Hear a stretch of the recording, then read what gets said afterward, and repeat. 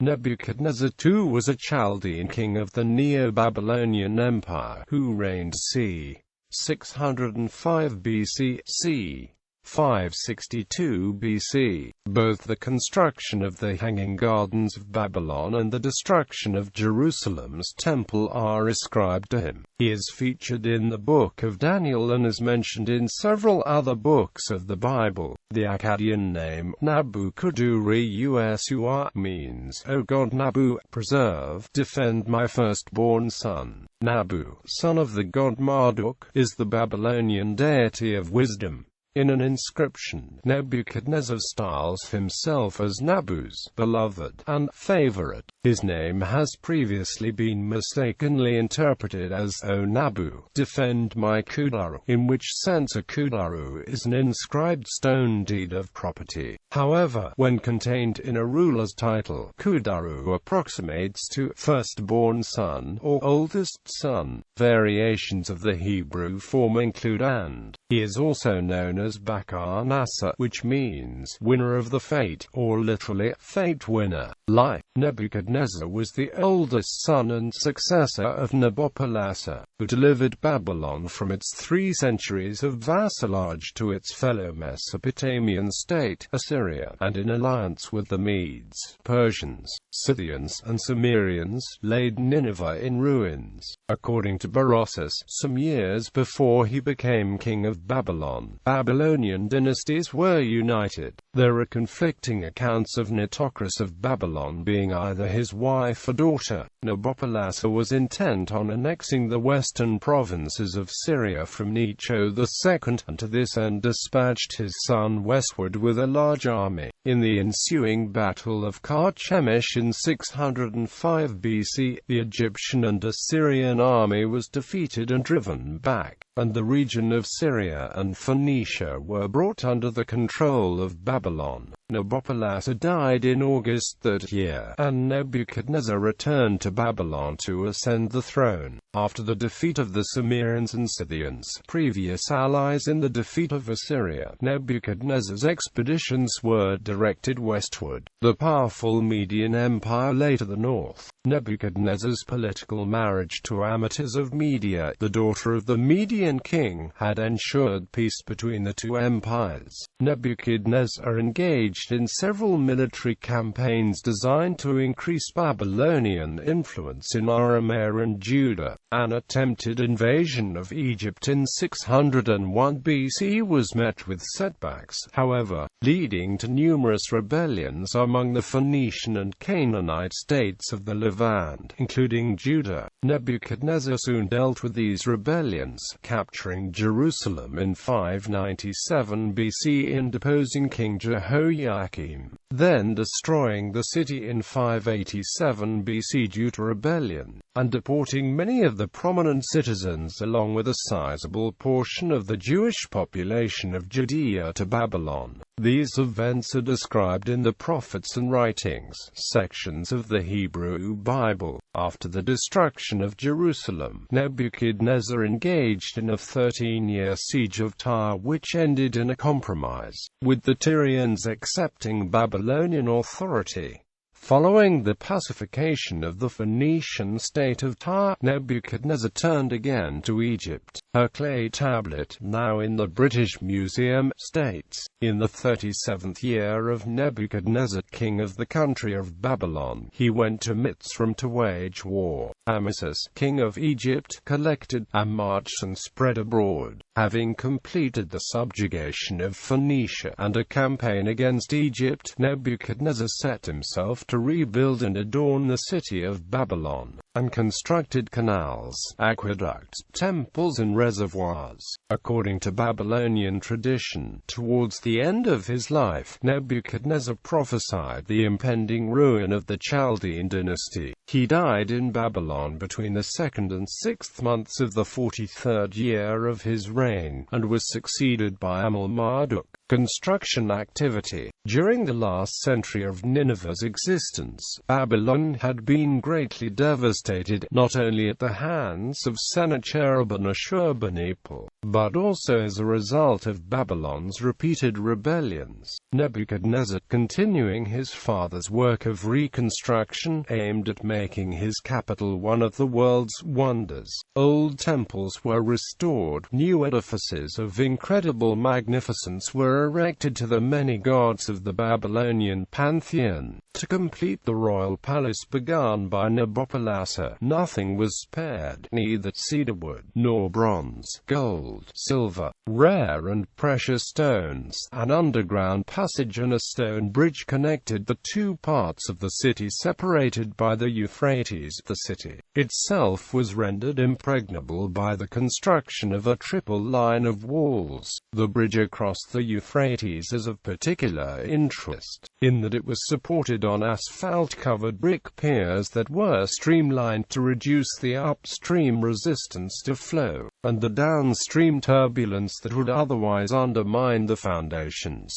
Nebuchadnezzar's construction activity was not confined to the capital. He is credited with the restoration of the Lake of Sippar, the opening of a port on the Persian Gulf, and a building of the Mede Wall between the Tigris and the Euphrates to protect the country against incursions from the north. These undertakings required a considerable number of laborers. An inscription at the Great Temple of Marduk suggests that the laboring force used for his public works was most likely made up of captives brought from various parts of Western Asia. Nebuchadnezzar is credited by Berosus with the construction of the Hanging Gardens for his homesick wife Amytis to remind her of her homeland, Medes in Persia. He is also credited for the construction of the Ishtar Gate, one of the 8 gates leading into the city of Babylon. However, some scholars argue that the gardens may have been constructed by the Assyrian king Sennacherib in his capital city, Nineveh. Portrayal in the Bible. Nebuchadnezzar is widely known through his portrayal in the Bible, especially the Book of Daniel. The Bible discusses events of his reign and his conquest of Jerusalem. Nebuchadnezzar's dream, Daniel chapter 2, is attributed to the 2nd year of Nebuchadnezzar's reign, in which Nebuchadnezzar is said to dream of a huge image made of various materials.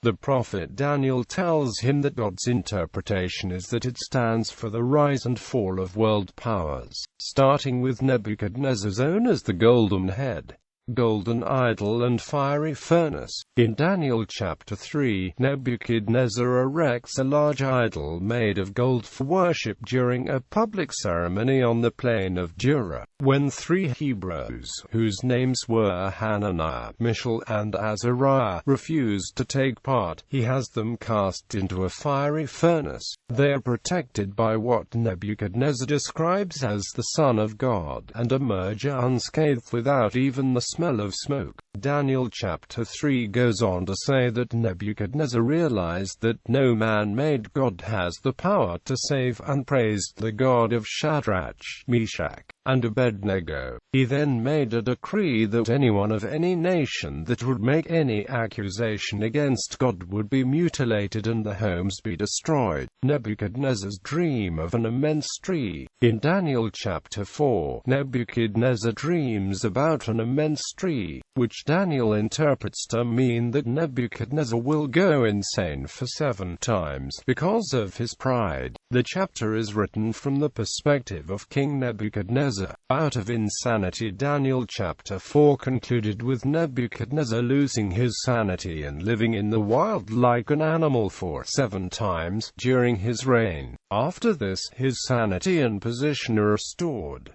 Theologians have interpreted this story in several ways. Origen attributed the metamorphosis as a representation of the fall of Lucifer. Bodin and Clavier maintained it was a metamorphosis of both soul and body. Tertullian confined the transformation to the body only, without the loss of reason. Cases of which Augustine stated were reported in Italy, but gave them little credit. Gaspard Pucer asserted that the transformation of men into wolves was common in Livonia. Some Jewish rabbis asserted there was an exchange of souls between the man and ox, while others argued for an apparent docetic change which was not real. The most generally received opinion, which was also held by Jerome, was that the madman was under the influence of hypochondriacal monomania, by which God could humble the pride of kings. Modern writers have speculated that the biblical story might refer to an illness with a natural organic cause. Some consider it to have been an attack of clinical lycanthropy or alternatively porphyria. Psychologist Henry Gleitman wrote that Nebuchadnezzar's insanity was a result of general paresis, a paralytic dementia seen in advanced cases of syphilis.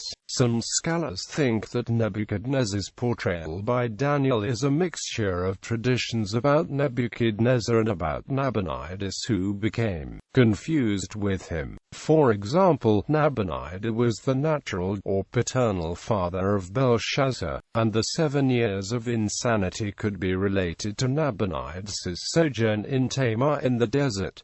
Destroyer of nations. The book of Jeremiah contains a prophecy about the arising of a destroyer of nations, commonly regarded as a reference to Nebuchadnezzar, as well as an account of Nebuchadnezzar's siege of Jerusalem and looting and destruction of the temple.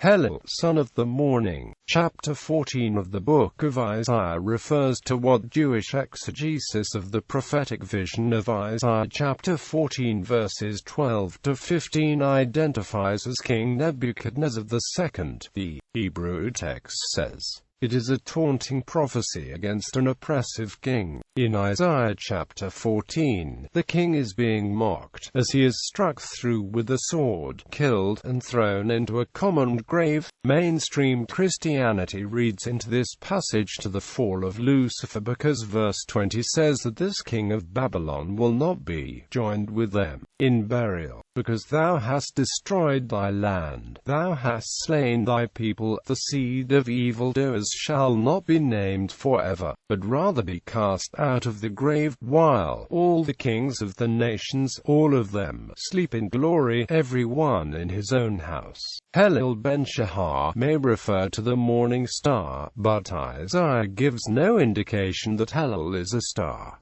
Nebuchadnezzar in fiction. Voltaire interprets the legacy of Nebuchadnezzar and his relationship with Amasis in a short story entitled The White Bull, named after Nebuchadnezzar. The Opera Nabucco by Giuseppe Verdi. The Nabucco pipeline, a planned natural gas pipeline that will transport natural gas from Turkey to Austria via Bulgaria, Romania, and Hungary. Saddam Hussein considered himself to be the reincarnation of Nebuchadnezzar and had the inscription to King Nebuchadnezzar in the reign of Saddam Hussein inscribed on bricks inserted into the walls of the ancient city of Babylon during a reconstruction project he initiated. He named one of his Republican Guards divisions after Nebuchadnezzar. A bottle of wine with a volume equivalent to 20 standard bottles is called a Nebuchadnezzar. Nebuchadnezzar's furnace is a type of daylily, the name of Morpheus's vessel in the films The Matrix and The Matrix Reloaded. Nebuchadnezzar II is a playable character in Civilization V. Nebuchadnezzar II is mentioned in the Microsoft computer game Age of Empires in the 8th Babylon campaign, Nineveh, in the history section, and after the campaign is won. Nebuchadnezzar is a card in Magic: The Gathering. Bibliography. Arnold, Bill T. Who Were the Babylonians? Brill, Bertman, Stephen. Handbook to Life in Ancient Mesopotamia. Oxford University Press. Klein, Eric H. Gregg, Mark W. Ancient Empires, From Mesopotamia to the Rise of Islam. Cambridge University Press. Daly, Stephanie. The Legacy of Mesopotamia. Oxford University Press. Foster, Benjamin Reed. Foster, Karen Polinger. Civilizations of Ancient Iraq. Princeton University Press. Friedman, David Noel. Nebuchadnezzar, in Friedman, David Noel, Myers, Alan C. Edmonds Dictionary of the Bible, Edmonds, Lee, Wayne E. Warfare and Culture in World History. NYU Press. Mackenzie, John L. The Dictionary of the Bible. Simon & Schuster. Wiseman, D.J. Babylonia 605-539 BC. In Boardman, John Edwards, IES. The Cambridge Ancient History, Volume 3 Part 2. Cambridge University Press. Wiseman, D.J. Nebuchadnezzar and Babylon. The Schweik Lectures of the British Academy 1983. OUP, British Academy.